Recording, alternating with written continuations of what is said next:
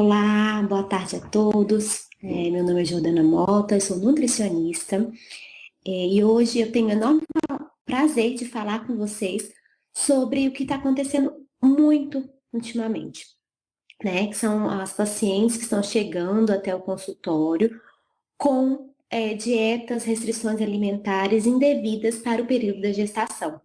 Então, vamos conversar um pouquinho sobre os principais casos, né, que eu tenho visto no atendimento da paciente, né, da gestante, e estou à disposição para qualquer dúvida e qualquer pergunta. Então, a gente tem que tomar muito cuidado com as restrições alimentares e dietas da moda durante a gestação. Então, nós vamos começar falando que tem uma tendência, né, sempre uma nova dieta que become, ou seja, se torna uma tendência ou se torna popular. E ela vai prometer deixar essa pessoa saudável, perder peso, né, de forma mais rápida. É importante considerar que as dietas, de maneira geral, ela podem impactar negativamente da pessoa, qualquer pessoa, na vida de qualquer pessoa, né? Quando ela com uma restrição muito severa, quando ela tem um longo tempo, quando ela não induz um processo de educação alimentar e nutricional. Quando a gente fala, então, da paciente durante a gestação e amamentação, assim como diversos outros tipos de condições específicas, nós temos que tomar mais cuidado ainda. E outra questão que nós temos que levar em conta é que as pesquisas que acontecem com mulheres gestantes, elas não existem, praticamente são zero, digamos assim, por causa de todos os riscos que existem relacionados à saúde da gestante e daquele feto e daquela criança que vai nascer. E também durante a amamentação.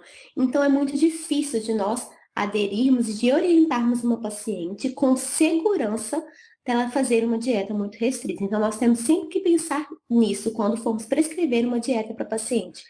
Quais são as evidências que existem? Aonde eu estou sendo respaldado? Qual órgão internacional que está me protegendo, né, para eu levar a saúde, o bem-estar dessa gestante e desse binômio mãe e filho, de toda a família que está ali envolvida. Então, alguns pontos chaves que nós vamos discutir durante a aula. Existem diferentes tipos de dietas, mas as que mais costumam acontecer é a dieta cetogênica, a do jejum intermitente e a dieta paleolítica. E muito recentemente, vocês devem ter ouvido falar que um órgão internacional, inclusive também a Associação Brasileira de Ginecologia e Obstetrícia, divulgou uma recomendação de restrição de alimentos ricos em polifenóis no terceiro semestre da gestação. E muitas pessoas espalharam pela mídia isso, e muitas gestantes e tentantes, digamos assim, chegaram até mim perguntando o que eu achava. Nossa, realmente tenho que restringir todos esses alimentos que são ricos em polifenóis da minha alimentação? Eu comia tanto.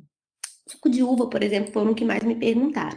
Então, a gente tem que tomar muito cuidado quando a gente vai atender esse público, porque essa recomendação, ela foi específica para aquelas mulheres que tinham um alto risco de problemas relacionados à circulação.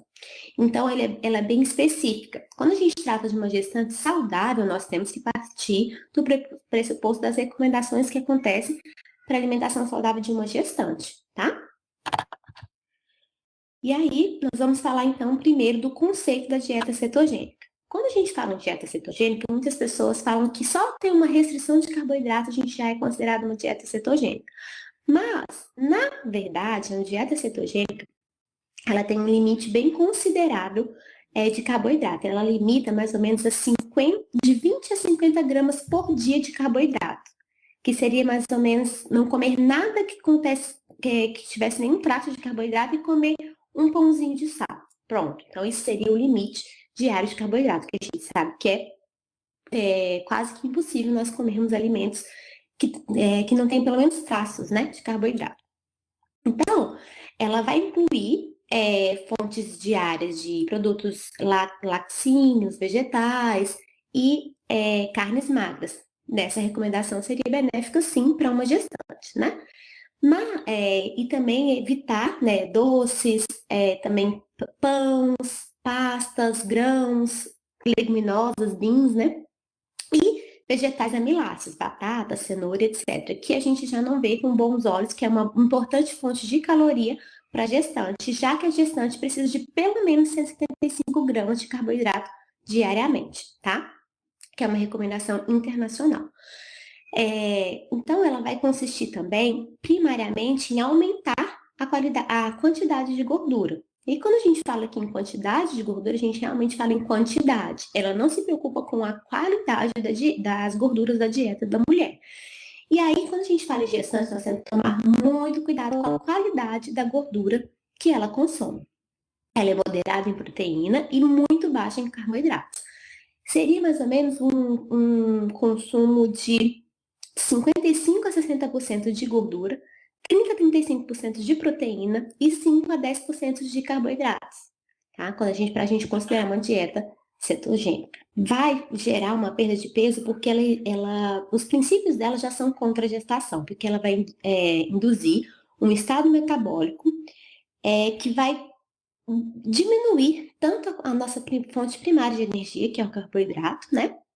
E aí, essa pequena quantidade de 20 a 50 gramas, ela vai ser priorizada unicamente para o nosso funcionamento cerebral e sistema nervoso, né? Então, basicamente, os carboidratos, que são a nossa primeira fonte de energia nos nossos tecidos. Ponto. Quando a gente está grávida, mais ainda. E aí, o nosso corpo humano, ele vai ter uma limitação, né, de carboidratos, vai ter uma redução drástica na produção de insulina. E nós sabemos que a gestação, ela naturalmente, ela gera uma resistência à ação da insulina. Então, eu já tenho uma resistência à ação da insulina e eu ainda abaixo mais ainda a quantidade de insulina, o que pode gerar hipoglicemia, por exemplo, numa gestante, né?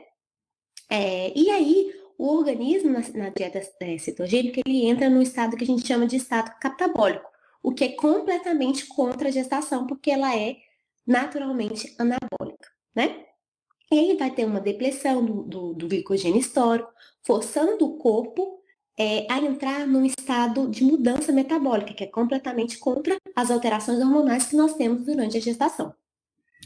Dois processos vão ser primordiais ali, que é a gliconeogênese e a cetogênese. Principalmente a cetogênese, ela é muito maléfica durante a gestação, porque vai formar vários corpos cetônicos. E aí, essa formação de corpos cetônicos, essa hipoglicemia que pode acontecer, essa baixa produção de insulina, pode piorar, pode levar a alguns efeitos adversos, vários, na verdade.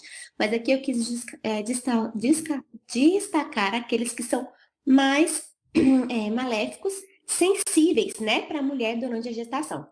Náusea, vômito, dores de cabeça, fadiga, aquela fraqueza generalizada que muitas mulheres, muitas gestantes reclamam durante toda a gestação, digesias, insônia, dificuldade na tolerância ao exercício. E essa dificuldade, alguns artigos mencionam que não é apenas para o exercício de alta resistência, de alta performance, não, para aqueles exercícios de atividade diária. E também constipação.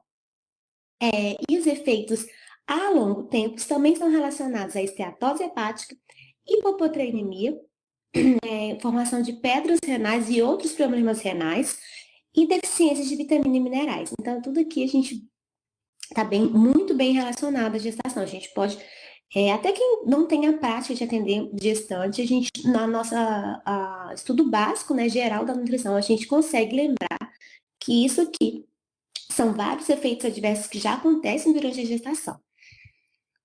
Imagina eles serem potencializados por conta da dieta, né? Então, eu destaquei aqui alguns pontos-chave de preocupação para a gestante. Ela não se preocupa com a qualidade das gorduras, e aqui nós temos várias mulheres que, mesmo tendo uma alimentação super saudável, podem levar a ter uma hipertrigliceridemia, muito comum, que pode estar relacionada à qualidade da gordura também, né? O excesso de proteínas pode aumentar as chances de cálculos renais e outras anormalidades renais, que já acontecem com muita frequência em gestantes. E, para garantir um crescimento e desenvolvimento fetal adequado, estudos indicam que é o mínimo necessário que nós precisamos durante a gestação, diariamente, considerando mais ou menos uma dieta de 2.000 quilocalorias, seriam de 175 gramas de carboidrato por dia.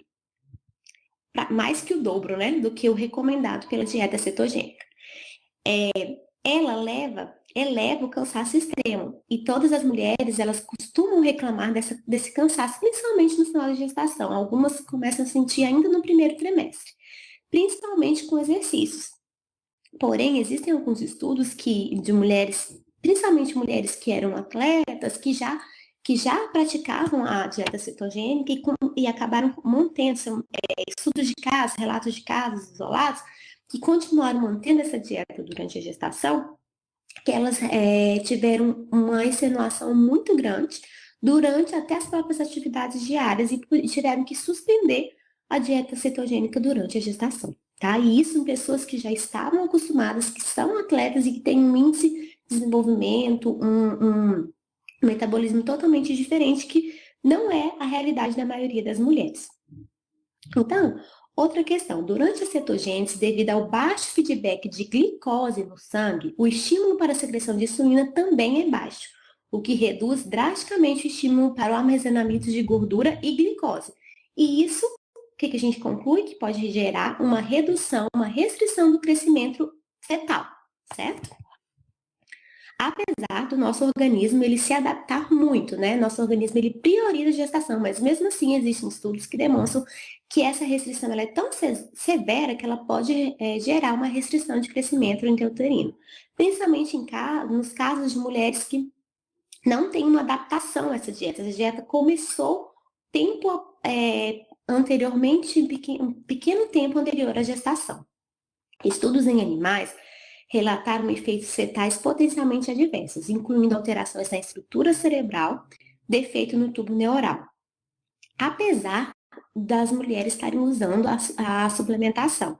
Isso porque nós vamos pensar aqui, os principais alimentos que nós temos hoje, fontes de ácido fólico, por exemplo, são as farinhas que são enriquecidas, e elas são totalmente, a gente fala assim, praticamente não se consome quando essa dieta ela é mantida, né? Então, a gente fala aqui da estratégia de saúde pública, farinhas enriquecidas com ácido fólico são severamente restritas. Achados são importantes mesmo entre aquelas mulheres que foram suplementadas com ácido fólico. E aí os estudos, eles falam que possivelmente outros nutrientes ou sinergia entre os nutrientes que estão restritos nessa alimentação podem estar envolvidos. Quando a gente vê aqui vários estudos que a gente fala assim, por exemplo, a gente fala no câncer. Quando a gente fala de uma alimentação saudável, a gente percebe que gera uma proteção. Porém, o uso de suplemento, em alguns casos, pode até gerar alguns tipos de câncer. Então, a gente sempre percebe que não é só o nutriente isoladamente que vai fazer um efeito de proteção. A maioria das vezes, o que acontece é a harmonia e o equilíbrio de uma alimentação saudável, tá?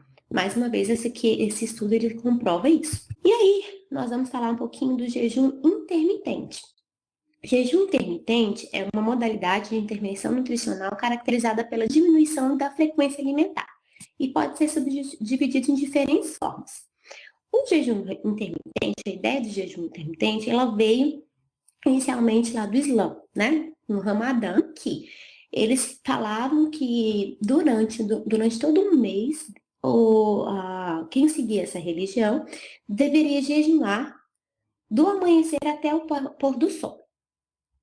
Dependendo da época e da localização geográfica do país, o jejum diurno podia variar de 11 a 22 horas. E aí foram surgindo vários tipos de adaptações dessa dieta, né? Então, a gente tem o jejum diário, alternando com dias de consumo de bebidas e alimentos ad libindo, que a pessoa não vai se preocupar com o que ela vai comer, ela simplesmente vai comer o que ela quiser, enquanto ela estiver com fome.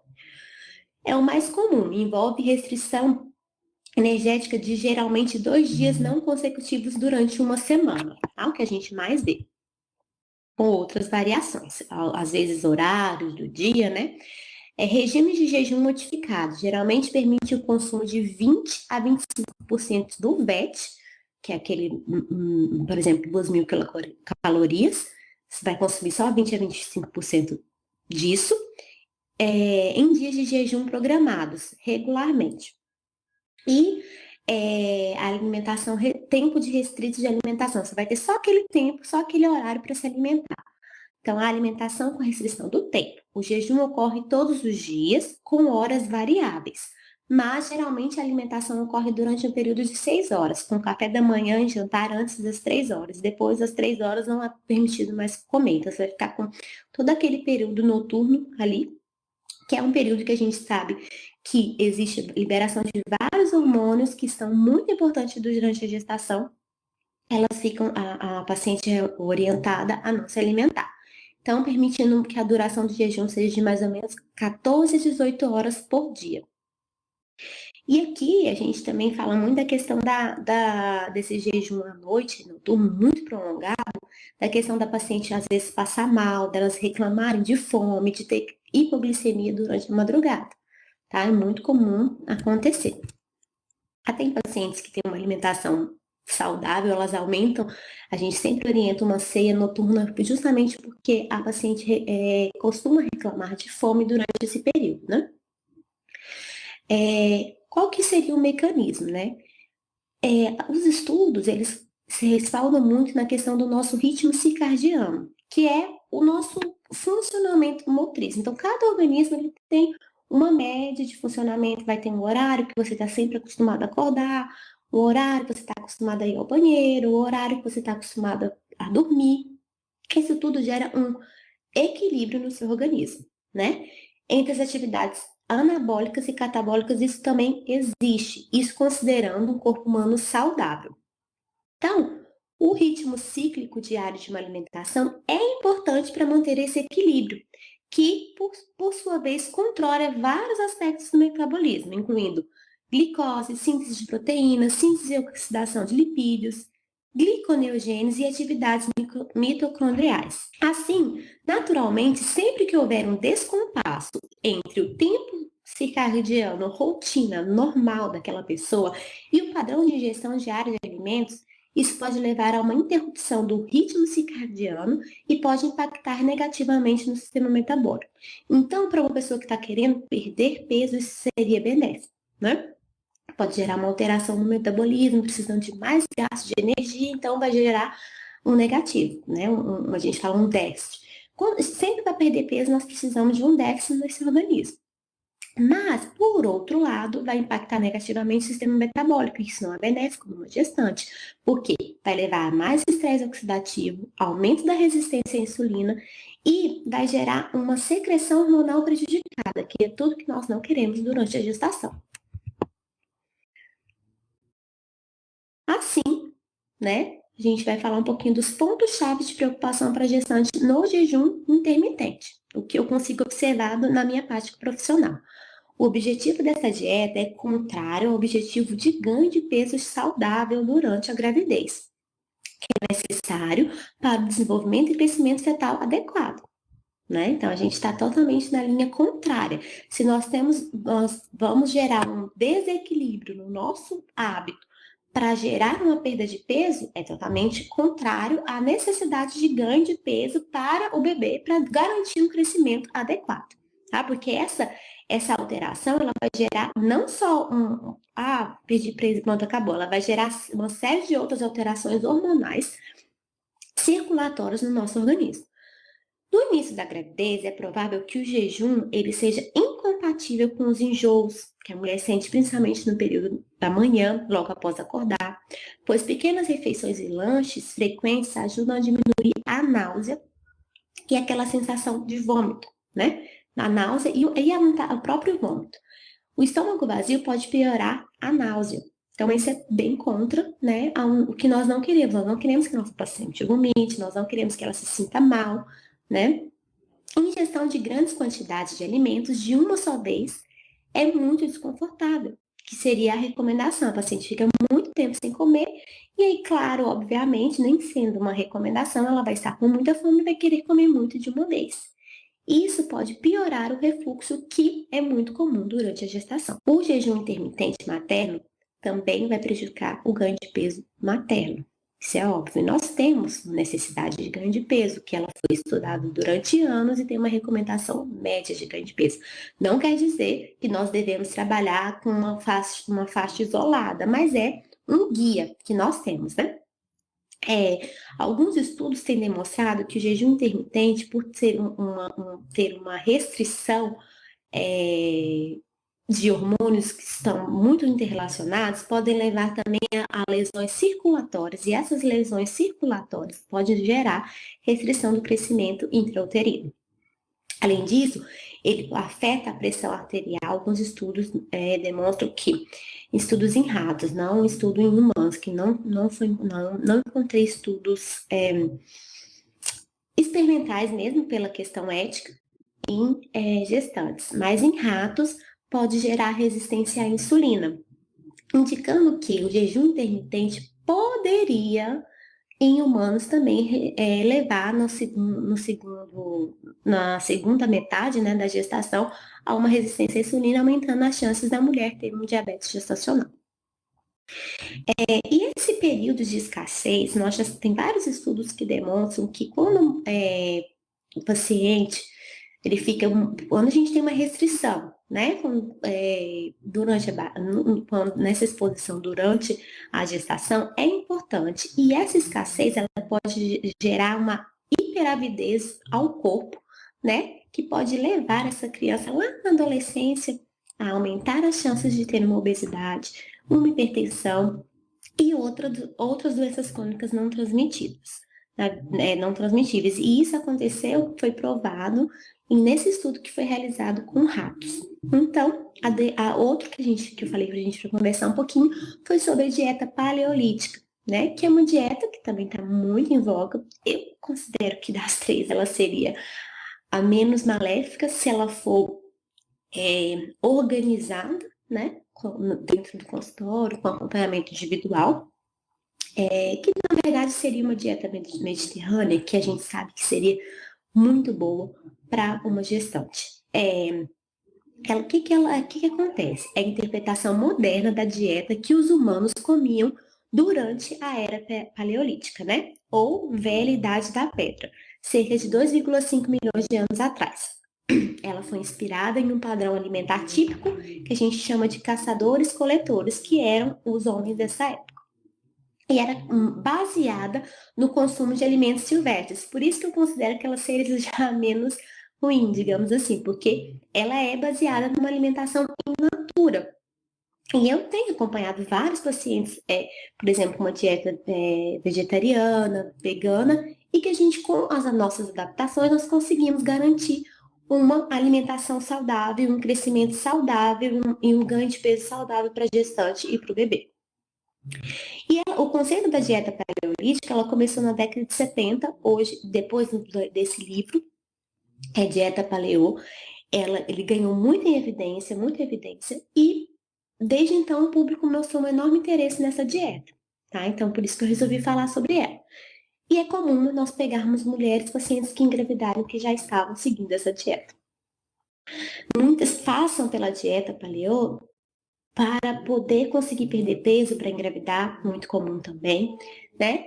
E o princípio central por trás dessa dieta depende de voltar ao que nossos ancestrais pré-históricos comiam e rejeitar a dieta processada moderna para melhorar nossos resultados de saúde. Isso aqui é uma coisa que eu bato muito na tecla quando a paciente já chega. Então, o que seria de bom? Nós podemos manter, sim, essa questão de evitar os alimentos ultraprocessados, que é uma vertente que nós vemos que, inclusive, o nosso último guia está muito baseado nisso, né? A dieta era muito ampla e fortemente influenciada pela localização geográfica e disponibilidade de alimentos. Plantas como tubérculos, cevada selvagem, legumes, flores e, acredita-se também, nozes e sementes. E animais de caça, que eram os animais que a gente fala carnes magras, então não inclui carnes gordas, o que seria muito bom. Frutos do mar, mariscos e peixes pequenos e insetos eram incluídos nessa dieta. Sem consumo de laticínios, criação de animais de ovelhas, gado, foi muitos anos mais tarde, e também a gente não tem indício de que Os homens das cavernas, eles consumiam leguminosas. E ela evita alimentos que surgiam da agricultura moderna, como os grãos, as farinhas e os alimentos processados. Isso aqui a gente sabe que toda gestante ou qualquer pessoa saudável que se esforce, ela não vai ter um malefício, muito pelo contrário, ela vai ter muito benefício se ela conseguir não consumir alimentos processados. Então, quais seriam os pontos chaves, né? Eu encontrei um estudo, uma corte de 2 anos de segmento em mulheres não grávidas, tá? Mas a gente pode trazer esses resultados para as gestantes. Se consumir uma dieta paleo por mais de 6 meses foi associada à deficiência de iodo. Por quê? Porque a dieta paleo, ela exclui o sal de cozinha e também laticínios. O que acontece seriam as fontes, né, da época eram os alimentos, as algas marinhas. E que hoje em dia, a nossa alimentação, ela não é muito rica em algas marinhas. Então, a fonte alternativa deles, de iodo, seriam as algas marinhas. No nosso caso, ela não acontece, né? Na gravidez, as necessidades de iodo, elas aumentam devido, né, a nossa demanda metabólica, a nossa taxa metabólica basal, que é aumentada entre 10% a 15%. Então, naturalmente, a nossa necessidade de iodo, ela fica maior. Então, logo, a falta de iodo é insuficiente e pode levar a problemas da tireoide, tanto na mãe como no feto. Pode afetar ainda mais o metabolismo infantil, levando até ao cretinismo, tá? Nesse feto que vai nascer. E deficiências severas no desenvolvimento cerebral do feto em desenvolvimento. E um estudo de corte retrospectivo, aquele foi de prospectivo, porque foram com mulheres saudáveis, mulheres sem ser gestantes. Esse foi uma corte retrospectiva, comparando gestantes que mantinham uma dieta paleolítica antes da concepção e durante toda a gravidez, versus mulheres com dieta padrão da população de Israel. Mostrou alguns resultados, mas assim, eu coloquei esse artigo aqui porque foi um dos poucos que eu achei com N significativo, né, que a gente poderia discutir, mas eu considero que ele tem alguns viés, tá? Pesos médios de nascimentos mais baixos para aquelas mulheres que consumiram uma dieta paleolítica, mais ou menos 3,98 gramas vezes 3,275 gramas, com diferença entre as duas dietas. Porém, vocês podem observar aqui que quando a gente compara um com o outro, a gente fala que os dois ainda estão dentro da recomendação, que é um nascimento mais ou menos até 3,5 quilos. Então, nós não teríamos nenhum problema aqui em relação ao peso, né? E não foram observados piores resultados neonatais quando comparavam as duas populações. Essa mesma pesquisa mostrou menores testes de tolerância à glicose, o que sugere potencial para um melhor controle da glicose no sangue em mulheres com diabetes gestacional que seguiram a dieta paleolítica, tá? Então, assim, esse estudo aqui foi um estudo que é muito utilizado por algumas pessoas que defendem o uso da dieta paleolítica durante a gestação. Mas ele tem que ser visto com ressalva, tá bom? Por quê? Esse estudo ele não fez uma análise da dieta da população israelense. E aí eu fui lá e fui comparar, eu fui olhar, jogar na internet e olhar como que está a alimentação da mulher de Israel hoje. Ela está muito ruim também, igual das mulheres brasileiras. Aumentou a obesidade, aumentou o consumo de gorduras, de alimentos industrializados, né? Comidas rápidas, fast foods. Então, comparando-se uma dieta paleolítica com uma dieta da população normal, sim, nós temos resultados melhores, né? Então, nós temos que tomar um pouco de cuidado. E sem cálculo amostral prévio. Então, ele pegou uma amostra de conveniência, porque ele foi retrospectivo. E tem um viés de memória, porque essas mulheres, elas foram pegas lá 2 anos depois que elas ganharam bebê, ou logo depois, na verdade não, falei errado. Depois que elas ganharam bebê, e elas tiveram que recordar da alimentação dela. Então, é um período muito grande, um período que nós também estamos muito vulneráveis para a gente saber detalhar nossa alimentação, tá bom? Então, a gente tem que tomar cuidado. Então, não existem ainda evidências do que é melhor, do que é pior. Então, como conclusão, que a gente chega, a gravidez é um período metabolicamente estressante. Não só metabolicamente, com todas as alterações hormonais, alterações posturais que acontecem, alteração de peso, também uma alteração metabólica, nossa taxa metabólica basal, mesmo que a gente não fizer nenhum tipo de atividade física, ela vai aumentar, tá? É um período de adaptação na vida da mulher, de maneira geral. Então, a gente precisa pensar muito bem como a dieta vai ser orientada durante a gestação.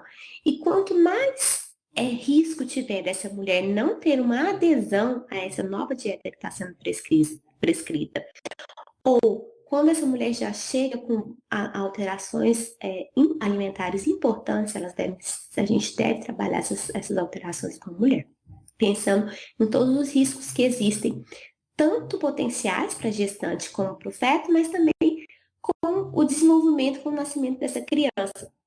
E quando a gente trabalha com a gestante, nós temos que pensar o poder que nós temos de perpetuar um hábito, uma educação alimentar nutricional saudável, não só nela, mas também naquela família, naquele bebê que vai nascer, né? Então, para se adaptar também ao estado gravídico, as mulheres devem ser incentivadas a ter uma dieta equilibrada, segura e saudável, que inclua todos os grupos alimentares. Então, a gente não tem que indicar uma dieta que vá retirar qualquer tipo de grupo alimentar, a não ser, né, a questão que eu já falei dos alimentos ultraprocessados, ou quando é o caso da mulher ter, por algum caso de religião, ou quando ela é vegana, por exemplo, que nós temos a obrigação de orientar como que a gente vai conseguir os micronutrientes nessa dieta. Então, já é uma coisa que existia previamente. Nós sempre falando para essa mulher, orientando ela sobre os riscos. Né? Da mesma forma, se chega uma paciente que quer continuar com essa dieta, ou nós não vamos optar por não atender a paciente, ou nós vamos orientá-la de todos os riscos que ela tem naquele momento, tá? Então, para isso, a gente tem que saber quais são esses riscos. Tanto as gestantes como aquelas que estão em planejamento devem ser lembradas de que sua dieta é uma parte essencial da promoção de uma gestação saudável e adequado crescimento e desenvolvimento fetal, além da influência na alimentação da criança e os resultados da saúde ao longo da vida. Essas foram as referências utilizadas. Obrigada.